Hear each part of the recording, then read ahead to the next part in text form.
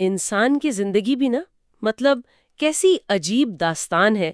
دن کے اجالے میں، دفتر میں یا لوگوں کے بیچ ہم سب کتنے مضبوط اور پر اعتماد نظر آتے ہیں۔ بالکل، ایک دم پرفیکٹ دکھنے کی کوشش ہوتی ہے ہماری۔ ہاں وہی نا، ہم ایک ایسا رویہ اپنا لیتے ہیں جیسے ہمیں دنیا کی کوئی فکر ہی نہیں ہے، جیسے کوئی چیز ہمیں توڑ نہیں سکتی۔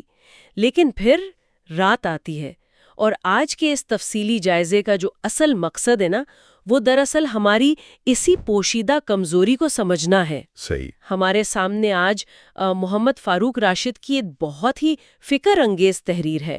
اس کا عنوان ہے قیامت کے دن ایک نیکی کا چراغ، رحمت الہی اور انسان کی امید کا سفر۔ بہت ہی گہرا عنوان ہے ویسے یہ۔ واقعی اس تحریر کا مطالعہ کرتے ہوئے ہم یہ کھوج لگائیں گے کہ انسان کی یہ جو چھپی ہوئی کمزوری ہے اور یوم الحساب کا جو تصور ہے، اور یہ کہ کیسے ایک بظاہر چھوٹی سی نیکی انسان کی نجات کا سب سے بڑا ذریعہ بن سکتی ہے۔ بالکل۔ تحریر پڑھتے ہوئے نا میرے ذہن میں ایک عجیب سا تضاد ابھرا۔ مطلب سوچنے والی بات ہے۔ یہ بالکل ایسا ہے جیسے ہم سارا دن ایک بھاری ذرا بختر یا آمر پہن کر دنیا کا سامنا کرتے ہیں، خود کو ناقابل شکست ظاہر کرتے ہیں۔ ہاں، ایک خول چڑھایا ہوتا ہے ہم نے اپنے اوپر۔ ایگزیکٹلی۔ لیکن رات کے اندھیرے میں جب وہ ذرا بختر اتارنا پڑتا ہے تو انسان اپنے ہی روبرو ہوتا ہے اور اپنی اصل کمزوریوں کا اعتراف کرنے پر مجبور ہو جاتا ہے۔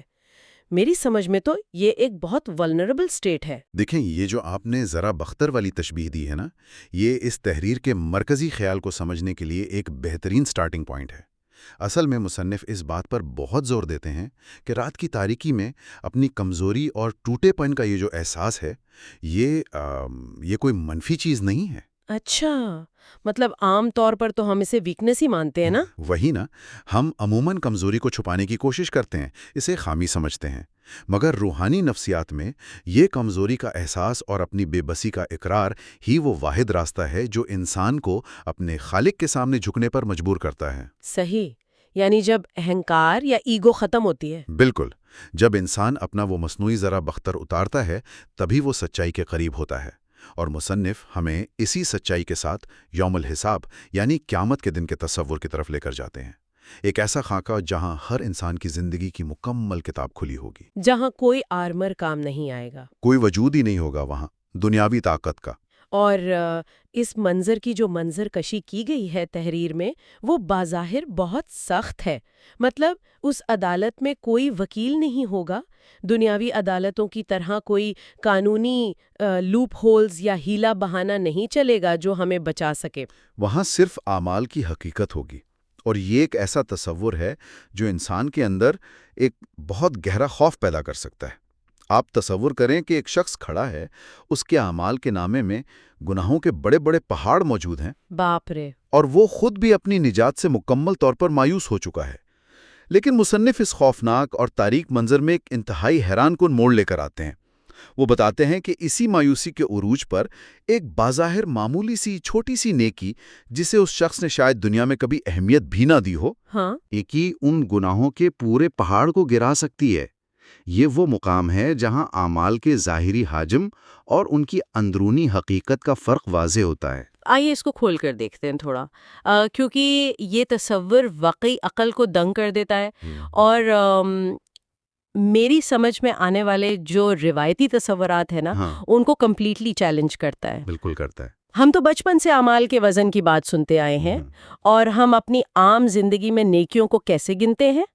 1 2 10 100 ہم گنتے ہیں کہ کتنی نمازیں پڑھیں، کتنی بار صدقہ دیا، کتنے لوگوں کو کھانا کھلایا۔ ایک پراپر حساب کتاب رکھتے ہیں ہم اپنے پاس۔ ہاں، میں خود تسلیم کرتی ہوں کہ بعض اوقات ایسا لگتا ہے جیسے ہم نے نیکیوں کو کسی ویڈیو گیم کے پوائنٹس کی طرح سمجھ لیا ہے، جیسے بس سکور بڑھاتے جانا ہے، 100 کوائنز اکٹھے کریں گے تو اگلا لیول کھل جائے گا۔ یہ ویڈیو گیم والی تشبیہ مجھے بہت فٹ لگتی ہے یہاں۔ بہت فٹ ہے، اور اس ویڈیو گیم والی سوچ نے واقعی ہمارے مذہبی اور روحانی رویوں کو بہت سطحی بنا دیا ہے، سپرفیشل بنا دیا ہے ایک طرح سے۔ تحریر اسی نقطے پر گہری چوٹ کرتی ہے۔ صحیح۔ تو کیا ہم مقدار کے پیچھے بھاگتے بھاگتے وہ اصل جوہر ہی کھو بیٹھے ہیں؟ دیکھیں، اللہ کے یہاں نیکیوں کو ناپنے کا ترازو انسانوں کے پیمانے سے بالکل مختلف ہے۔ ہمارا دنیاوی ذہن کوانٹٹی میں سوچنے کا عادی ہے، کیونکہ مقدار کو گننا، اس کا حساب رکھنا اور دوسروں کو دکھانا بہت آسان ہوتا ہے۔ ہاں، ایکسل شیٹس اور سکور کارڈز کی دنیا ہے ہماری۔ وہی تو۔ لیکن مصنف واضح کرتے ہیں کہ رب کے ہاں جو ترازو ہے وہ مقدار کا نہیں بلکہ خالصتاً معیار، نیت اور اخلاص کا ترازو ہے۔ اگر ہم اس کی روحانی فزکس کو سمجھیں، روحانی فزکس اچھا ورڈ ہے۔ ہاں مطلب اس کے پیچھے چھپے میکینزم کو سمجھے، تو بات صرف عمل کی نہیں ہے بلکہ اس عمل کے دوران انسان کے اندر موجود اس کی انا یا ایگو کی غیر موجودگی کی ہے۔ ہاں، اس انا کی غیر موجودگی والی بات کو تھوڑا مزید واضح کیجئے، کیونکہ مطلب بظاہر تو عمل وہی ہوتا ہے نا، چاہے کوئی بھی کرے، عمل تو عمل ہے۔ میں بتاتا ہوں، اس کو ایک عملی مثال سے سمجھتے ہیں جو تحریر میں بھی دی گئی ہے۔ فرض کریں ایک شخص ہزاروں روپے کا صدقہ کرتا ہے، ٹھیک ہے۔ لیکن اس کے لاشعور میں کہیں نہ کہیں یہ خواہش موجود ہے کہ لوگ اس کی سخاوت کی تعریف کریں، اس کا نام ہو سوسائٹی میں۔ Right. P R stunt type تھوڑا تکبر شامل ہو گیا۔ اس کے برعکس ایک شخص جس کے پاس وسائل نہیں ہیں، وہ انتہائی خاموشی سے بغیر کسی کو بتائے کسی بھوکے کو محض ایک سوکھی روٹی دے دیتا ہے۔ سوکھی روٹی۔ سوکھی روٹی۔ اس وقت اس کے دل میں صرف اور صرف اس بھوکے کا درد اور اپنے رب کی رضا ہوتی ہے۔ اس کے عمل میں اس کی اپنی ذات، اس کا غرور بالکل زیرو ہوتا ہے۔ یہ وہ اخلاص ہے جو اس ایک روٹی کو کائنات کی سب سے بھاری چیز بنا دیتا ہے۔ واقعی۔ بالکل۔ یہ نیکی کچھ بھی ہو سکتی ہے، کسی یتیم کے سر پر شفقت سے ہاتھ رکھنا، راستے سے کوئی تکلیف دہ چیز ہٹا دینا، یا پھر وہی بات رات کے اندھیرے میں جب وہ ذرا بختر اترا ہوا ہو تو دل کی اتھاہ گہرائیوں سے نکلی بھی ایک سچی توبہ کا آنسو۔ اوف، سچی توبہ کا آنسو۔ انسان اپنی ان چھوٹی نیکیوں کو حقیر سمجھ کر بھول جاتا ہے، مگر وہ ترازو انہیں محفوظ رکھتا ہے۔ میں سچ کہوں تو یہ سن کر مجھے اپنے وہ سارے کام یاد آ رہے ہیں جو میں نے شاید صرف لوگوں کی داد وصول کرنے کے لیے کیے تھے۔ یہ سوچ کر ہی خوف آتا ہے کہ ان کا شاید اس ترازو میں کوئی وزن ہی نہ ہو۔ یہ احتساب بہت ضروری ہے۔ لیکن یہاں کر بات واقعی بہت دلچسپ ہو جاتی ہے۔ میرے ذہن میں ایک بہت بڑی ٹیکنیکل الجھن پیدا ہو رہی ہے یہاں، اور مجھے لگتا ہے اس سوال کا جواب ملنا بہت ضروری ہے۔ جی ضرور پوچھیے۔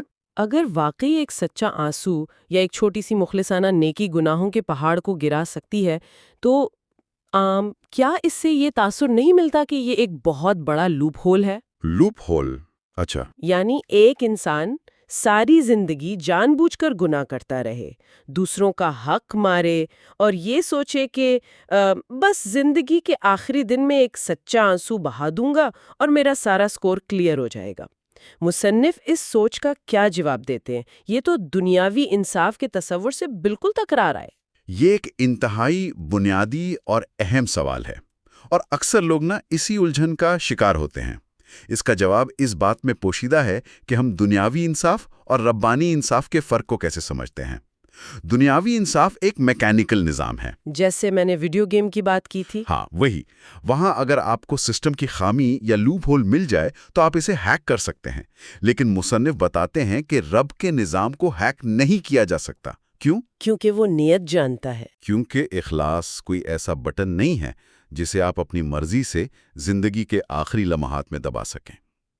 جو شخص ساری زندگی تکبر، دھوکے اور گناہوں میں گزارتا ہے اس کا دل اتنا سخت ہو چکا ہوتا ہے کہ اس کے لیے وہ خالص، بے غرض اور سچی توبہ کا آنسو بہانا یا بغیر کسی غرض کے ایک روٹی دینا تقریباً ناممکن ہو جاتا ہے۔ اوہ، یہ پوائنٹ بہت گہرا ہے۔ وہ توبہ جو گناہوں کے پہاڑ کو گراتی ہے، اس کے لیے انا کا مکمل طور پر ٹوٹنا شرط ہے، اور وہ ٹوٹنا کوئی منصوبہ بندی کے تحت نہیں ہو سکتا۔ وہ ایک گہری اندرونی تبدیلی کا نام ہے۔ یعنی وہ سچی توبہ یا نیکی کوئی فارمولا نہیں ہے جسے آپ چالاکی سے استعمال کر لیں۔ اس کے لیے آپ کو واقعی اندر سے بدلنا پڑتا ہے، اپنا وہ ذرا بختر مستقل طور پر اتارنا پڑتا ہے۔ یہی وہ مقام ہے جہاں انصاف اور رحمت کا ایک دلفریب امتزاج سامنے آتا ہے۔ دنیاوی انصاف قانون کے ٹوٹنے اور اس کی سزا پر مبنی ہے۔ ٹریفک سگنل توڑا تو چلان کٹے گا، یہ بلیک اینڈ وائٹ ہے۔ ہاں وہ تو ہے۔ لیکن خدا کا انصاف خالص رحمت سے گندا ہوا ہے۔ تحریر یہ حیرت انگیز بات بتاتی ہے کہ جب وہ حقیقی اور سچی توبہ کی جاتی ہے تو اللہ تعالیٰ محض گناہوں کو معاف نہیں کرتا بلکہ ان گناہوں کی جگہ نیکیاں لکھ دیتا ہے۔ Wait, really? گناہوں کو نیکیوں میں بدل دیتا ہے؟ بالکل، یہ دنیا کی کسی عدالت میں نہیں ہوتا کہ جج مجرم کو معاف بھی کرے اور اسے انعام بھی دے کر بھیجے۔ ہاں، یہ تو واقعی ناقابل یقین ہے۔ یہ اس بات کی نشانی ہے کہ اللہ اور بندے کا تعلق کسی سخت قانونی دفعات کا محتاج نہیں ہے، بلکہ یہ ایک ایسا تعلق ہے جس کی بنیاد خالص محبت پر رکھی گئی ہے۔ اگر بندہ سچے دل سے ایک قدم بڑھاتا ہے تو رحمت الہی دوڑ کر اس کا استقبال کرتی ہے۔ محبت پر مبنی یہ تعلق واقعی بہت خوبصورت ہے، لیکن اس کو سنتے ہوئے مجھے وہی اپنی پرانی الجھن میں ڈالنے والی ایک اور تشبیہ یاد آ رہی ہے۔ میں سوچ رہی تھی کہ اگر اللہ اور بندے کا تعلق اس قدر محبت اور رحمت پر مبنی ہے اور اس میں اتنی وسعت ہے، تو پھر ہمارے معاشرے میں دین کا تصور اتنا خوفناک کیوں بنا دیا گیا ہے؟ یہ بہت بڑا المیہ ہے۔ سوچئے نا، اگر ایک چھوٹا بچہ اپنے باپ سے صرف اس لیے محبت کرے کہ اگر اس نے بات نہ مانی تو باپ اسے مارے گا یا اسے اندھیرے کمرے میں بند کر دے گا، تو کیا آپ اسے واقعی محبت کہیں گے؟ ہرگز نہیں، وہ تو ڈر ہے۔ مجھے تو یہ ایک طرح کی ہاسٹیج سچویشن لگتی ہے، یعنی یرغمالی کیفیت، جہاں بچہ ڈر کے مارے فرما بردار ہے۔ کیا ہم نے جانے انجانے میں دین کو بھی ایسا ہی ایک خوف کا نظام نہیں بنا دیا؟ ہم اپنے بچوں کو اور خود کو بھی یہی سکھاتے ہیں کہ ایسا نہ کرو ورنہ اللہ جہنم کی آگ میں جلائے گا، وہ تم سے ناراض ہو جائے گا۔ ہم نے خدا کو ایک ایسے پولیس والے کے طور پر کیوں پیش کیا ہے جو بس چلان کاٹنے کے لیے کھڑا ہے؟ آپ نے ہمارے معاشرتی رویے کی سب سے دکھتی رگ پر ہاتھ رکھا ہے آج، اور مصنف کی تحریر کا ایک بڑا حصہ اسی روایتی اور خوف پر مبنی سوچ کو چیلنج کرتا ہے۔ دیکھیں، ظاہر ہے اللہ کی صفات میں قہار اور جبار ہونا شامل ہے، اس سے انکار نہیں، کائنات کا ایک عدل ہے۔ بالکل۔ لیکن روحانیت کا سب سے نازک پہلو ان صفات کی ترتیب کو سمجھنا ہے۔ قرآن میں جب اللہ کا تعارف کروایا جاتا ہے تو وہ الرحمن اور الرحیم سے شروع ہوتا ہے۔ یہ محض الفاظ نہیں ہیں، یہ ایک واضح اعلان ہے کہ اس کی رحمت ہمیشہ اس کے غضب پر غالب رہتی ہے۔ the sequence matters۔ بہت میٹر کرتا ہے۔ جب ہم معاشرے میں دین کی تعلیم دیتے ہوئے صرف عذاب، سزا اور جہنم پر زور دیتے ہیں تو ہم دراصل اس ترتیب کو الٹ دیتے ہیں۔ ہم پہلے ڈراتے ہیں، اور اس کا نفسیاتی اثر یہ ہوتا ہے کہ ہم اس ہاسٹیج سچویشن میں خود کو قید کر لیتے ہیں جہاں محبت کی کوئی گنجائش ہی نہیں بچتی۔ اور یہ نفسیاتی اثر بہت تباہ کن ہوتا ہے۔ ڈرانے دھمکانے سے آپ انسان کو کچھ دیر کے لیے کسی برے کام سے روک تو سکتے ہیں، اسے ظاہری طور پر عبادت پر مجبور بھی کر سکتے ہیں، لیکن آپ اس کے دل میں وہ مٹھاس، وہ تڑپ اور وہ سچا اخلاص پیدا نہیں کر سکتے جس کا ہم نے پہلے ذکر کیا۔ وہی اخلاص جو اصل وزن رکھتا ہے۔ صحیح، وہ اخلاص جو گناہوں کے پہاڑ گرا سکتا ہے، وہ خوف سے نہیں بلکہ صرف اور صرف محبت سے جنم لیتا ہے۔ جب آپ کسی کو بار بار صرف جہنم سے ڈراتے ہیں تو آپ اسے یہ بتانا بھول جاتے ہیں کہ اس کا خالق اس سے کتنی محبت کرتا ہے۔ اسے کانٹا ہٹانے کا ایک چھوٹا سا عمل بھی اس کے رب کے ہاں محفوظ ہے۔ اس خوف کی وجہ سے لوگ، خاص طور پر ہماری نوجوان نسل، دین کو ایک ایسا ناممکن امتحان سمجھنے لگتے ہیں جسے وہ کبھی پاس نہیں کر سکتے۔ انہیں لگتا ہے کہ ان کا سکور اتنا گر چکا ہے کہ اب وہ اس گیم سے ہی باہر ہو گئے ہیں۔ تو اس کا نتیجہ یہ نکلتا ہے کہ وہ مکمل طور پر مایوس ہو کر اس راستے کو ہی چھوڑ دیتے ہیں۔ وہ سوچتے ہیں کہ جب سزا ملنی ہی ہے تو پھر کوشش کرنے کا کیا فائدہ؟ اور یہ مایوسی اسلام کی روح کے بالکل منافی ہے۔ اسلام کا سب سے روشن، سب سے طاقتور پہلو امید ہے۔ یہ ایک ایسا تصور ہے جو دنیا کے سب سے بڑے گناہگار کو بھی مایوسی کا حق نہیں دیتا۔ واقعی۔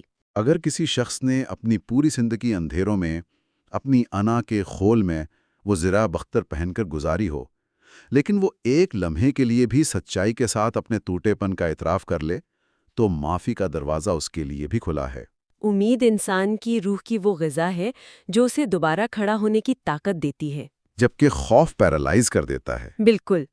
خوف انسان کو مفلوج کرتا ہے، جبکہ امید اور رحمت کا احساس انسان کو اندر سے بدل دیتا ہے۔ یہ امید والی بات واقعی بہت تسلی بخش ہے، لیکن اب سوال یہ پیدا ہوتا ہے کہ تو اس سب کا اصل مطلب کیا ہے؟ کیا مطلب؟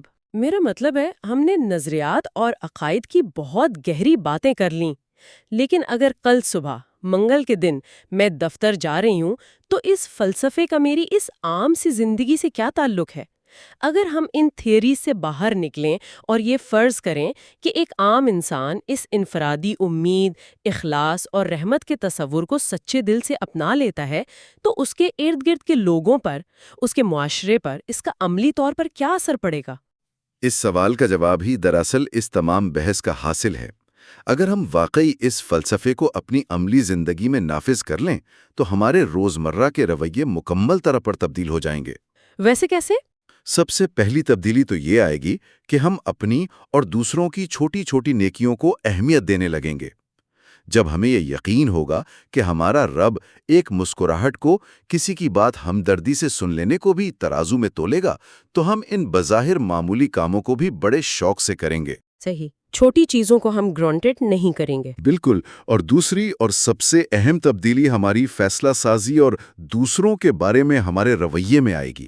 جب ایک انسان یہ جان لیتا ہے کہ وہ خود اندر سے کتنا ٹوٹا ہوا ہے اور اس کا رب اس کے گناہوں کے پہاڑ معاف کر سکتا ہے، تو اس کے اندر سے تکبر ختم ہو جاتا ہے۔ وہ دوسروں کی غلطیوں پر وہ خوفناک ویڈیو گیم والا جج بننا چھوڑ دیتا ہے۔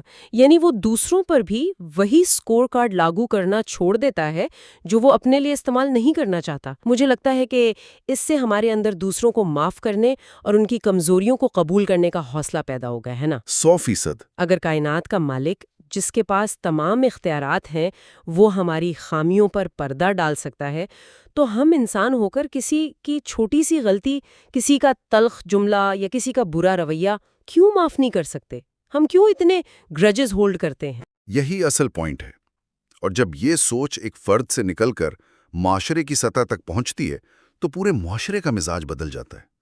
ہم روزمرہ زندگی میں جو غیر ضروری سختی، ایک دوسرے کو نیچا دکھانے کی دوڑ اور انتقام کا جذبہ دیکھتے ہیں نا، ہاں، بہت عام ہے یہ آج کل۔ اس کی جگہ نرمی اور درگزر لے لیتی ہے۔ پھر آپ دیکھیں گے کہ ایک استاد اپنے طالب علم کی غلطی پر اسے ذلیل کرنے کے بجائے اس کی کمزوری کو سمجھے گا اور اسے محبت سے سدھارے گا۔ والدین اپنے بچوں کو اس ہاسٹیج سچویشن سے باہر نکالیں گے، جو ہم نے پہلے ڈسکس کی۔ ہاں، وہ انہیں صرف عذاب سے ڈرانے کے بجائے رحمت اور امید پر جینا سکھائیں گے۔ اور کیا یہ رویہ ہمارے وسیع تر معاشرتی نظام جیسے ہمارے اداروں اور حکمرانوں تک بھی پہنچ سکتا ہے؟ کے نام پر اندھا قانون یا بے رحم انتقام نافذ نہیں کرتے، بلکہ ان کے فیصلوں میں رحم اور انسانی کمزوری کا ادراک شامل ہوتا ہے۔ صحیح۔ وہ لوگوں کی فلاح اور ان کو سنبھالنے کا موقع دینے پر یقین رکھتے ہیں، اور جب کسی معاشرے کے ہر طبقے میں، ایک عام شہری سے لے کر اعلیٰ ترین عہدیدار تک، یہ احساس جاگزین ہو جائے کہ ہم سب محتاج ہیں اور ہمیں ایک دوسرے کی کمزوریوں پر پردہ ڈالنا ہے، تو وہ معاشرہ گھٹن کا شکار نہیں ہوتا۔ وہ امن اور سکون کا ایسا گہوارہ بن جاتا ہے جہاں لوگ ایک دوسرے کو وہ ذرا بختر اتارنے کی اجازت دیتے ہیں، کیونکہ انہیں معلوم ہوتا ہے کہ کمزوری پر وار نہیں کیا جائے گا بلکہ اسے سہارا دیا جائے گا۔ واو، کیا کمال کا تصور ہے یہ۔ اس پورے تفصیلی جائزے کو سمیٹتے ہوئے اگر ہم آج کی ساری گفتگو کا نچوڑ نکالیں تو وہ یہ ہے کہ یوم الحساب کے دن جب بظاہر ایسا لگ رہا ہوگا کہ سب کچھ ختم ہو گیا ہے، میزان میں اعمال تولے جا رہے ہوں گے اور انسان اپنے آپ کو مکمل طور پر ہارا ہوا محسوس کرے گا، تب کوئی ایسی چھوٹی سی تنہائی میں کی گئی نیکی جس میں انا کا کوئی دخل نہ تھا، بالکل، کسی بلی کے بچے کو دودھ پلانا، کسی روتے ہوئے شخص کو خاموشی سے تسلی دینا، وہ بظاہر حقیر سی نیکی ان غنے اندھیروں کو چیر کر روشنی کا ایک بہت بڑا چراغ بن سکتی ہے۔ محمد فاروق راشد کی یہ تحریر ہمیں یاد دلاتی ہے کہ اللہ تعالیٰ صرف ہمارا سخت حساب لینے والا کوئی میکینیکل نظام نہیں ہے۔ نہیں، بالکل نہیں۔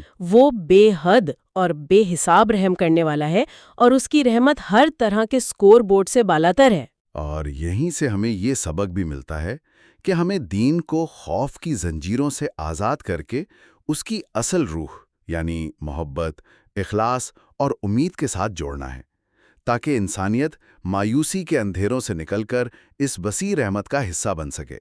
ایگزیکٹلی۔ ہم نے آج کے جائزے میں اس بات کو واقعی گہرائی سے سمجھ لیا کہ خدا کا ترازو کیسا ہے اور اس کا نظام قانون سے زیادہ رحمت پر کیسے استوار ہے۔ لیکن اس سب کے بعد آخر میں ایک ایسا سوال پیدا ہوتا ہے جو ہم سب کو اپنے گریبان میں جھنکنے پر مجبور کر دیتا ہے۔ ہاں، سوچنا تو چاہیے۔ اگر ہم یہ مانتے ہیں کہ خدا کی نظر میں ہماری چھوٹی سی اچھائی ہمارے پہاڑوں جیسے گناہوں پر بھاری پڑ سکتی ہے، تو سننے والوں خود سوچئے، اگر کل صبح ہم دنیا کے انسانوں کو خدا کے اسی ترازو سے تولنا شروع کر دیں، اگر ہم اپنے ارد گرد کے لوگوں کے بظاہر بڑے بڑے عیبوں اور گناہوں پر نظر رکھنے کے بجائے ان کی کسی ایک چھوٹی سی اچھائی، کسی ایک نیک نیت کو بنیاد بنا کر انہیں سچے دل سے معاف کرنا شروع کر دیں، تو کیا ہماری یہ دنیا آج اسی لمحے جنت کا عکس نہیں بن جائے گی؟ یہ وہ سوال ہے جو کتابوں میں نہیں، ہماری اپنی ذات کے اندر جواب مانگتا ہے۔ اور آج کے اس تفصیلی جائزے میں بس اتنا ہی۔